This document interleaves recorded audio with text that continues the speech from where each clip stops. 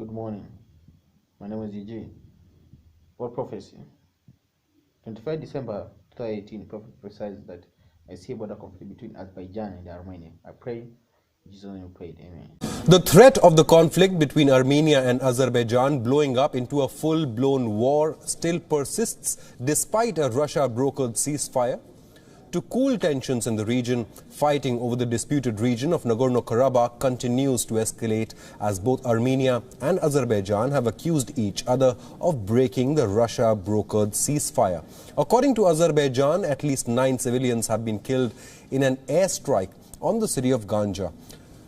Children were among the injured in an attack in which 3 residential buildings were hit in the overnight strike. The strike was believed to have been carried out by Armenian forces. However, Armenia has denied that it was behind this strike.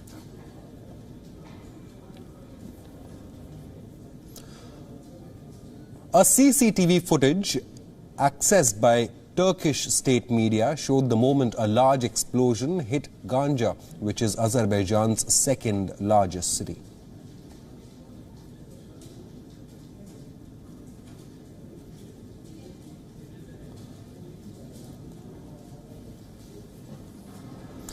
The residents of the city of Ganja remained distraught after rockets hit their homes. They said that they returned to the city after the ceasefire was announced.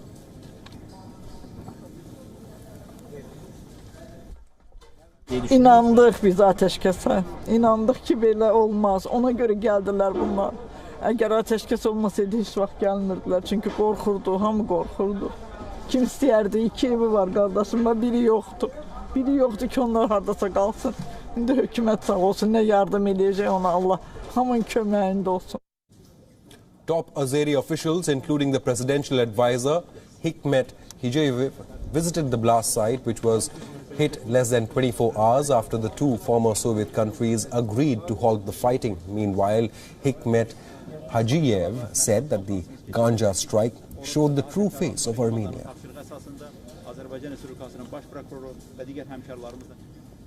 And Ganja city is more than 100 kilometers away from the theater of military operations. What was the reason to attack this city? What was the reason to attack Mingachever cities of Azerbaijan? There is no military targets. It doesn't have any necessity, or in no way it can be justified from the military necessity. But what we see here is just Armenia's purpose to kill civilians. Once again, shows the true face of Armenia. Meanwhile, debris of an unmanned flying vehicle was seen in Nagorno-Karabakh, which is internationally recognized as part of Azerbaijan but is ruled by ethnic Armenians. It is unclear which side was operating this piece of equipment. There seems to be no end to the fighting in the disputed region, even after a Moscow-brokered ceasefire which was meant to allow Armenian and Azeri forces to exchange prisoners and the war dead. Earlier, we spoke to Dr. Benjamin Poghosyan, chairman of Yerevan-based Center for Political and Economic Strategic Studies, for more details on this.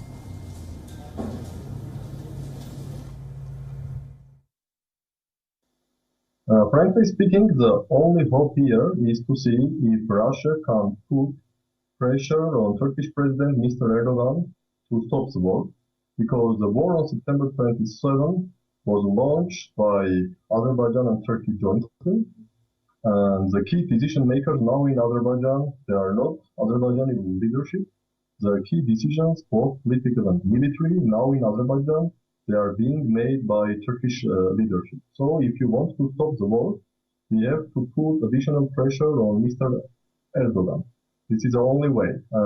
This is clear that this pressure should be either economically, I mean some sanctions on Turkey to stop these genocidal actions, or maybe Russia should put some direct military pressure on President Turkey, because Azerbaijani leadership now is not able to adopt or approve any significant decision. All strategic decisions regarding this war are being made by Turkish leadership, including President Erdogan.